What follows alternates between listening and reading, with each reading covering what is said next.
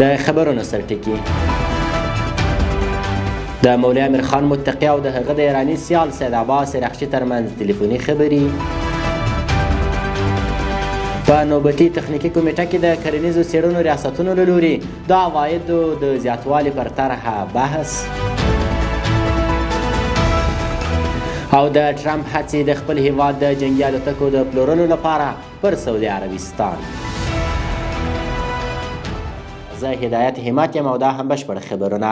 د بهرنیو چارو وزیر مولوي امیر خان متقي د ایران د بهرنیو چارو له وزیر سید عباس رخشي سره ټلیفوني خبرې کړي دي. بهرنیو چارو وزارت وایي دغه اړیکه کې دواړو لوریو د افغانستان او ایران ترمنځ د دوه اړخیزو اړیکو پر پراختیا او د سیمې پر وروستیو بدلونونو غږېدلي دي. مولوي امیر خان متقي د همکارۍ او سیمه ییزو ناستو جوړولو په برخه کې د اسلامي امارت پر دریځ د ټینګار سره څرګنده کړه چې د سیمه ییز ثبات ساتل او د همکارۍ لا پیاوړتیا او د افغانستان لپاره یو مهم لومړیتوب دی. بل لوري د ایران د بهرنیو چارو وزیر هم د سیمه ییزو همکاریو په برخه کې د دې هیواد وروستیو هڅو په تړاو او د معلوماتو په وړاندې کولو سره د سیمې د هیوادونو ترمنځ د خبرو اترو پر دوام ټینګار کړی دی. د اقتصادي کمیسیون د تخنیکي کمیټې د نوبتي غونډه کې د کرنې، اوبو لګولو او مالدارۍ وزارت اړونده د کرنیزو څېړنو، کرنیز تخمونو، د مالدارۍ خدمتونه او حیواني روغتیا او د نباتاتو د ساتنې او قرنطینه ریاستونو د عوایدو د لوړوالو طرحو باندې خبرې وشوې.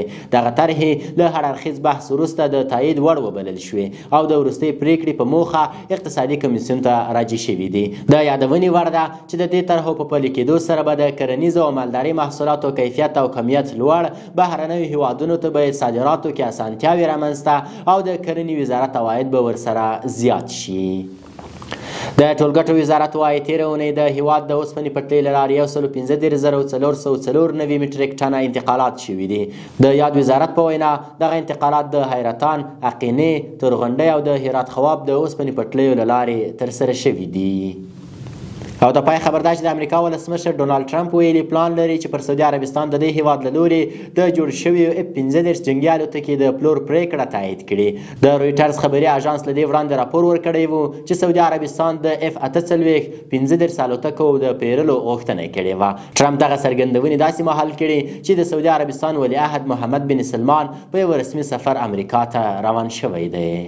د خبرونو پای د ملتیا مو مننه.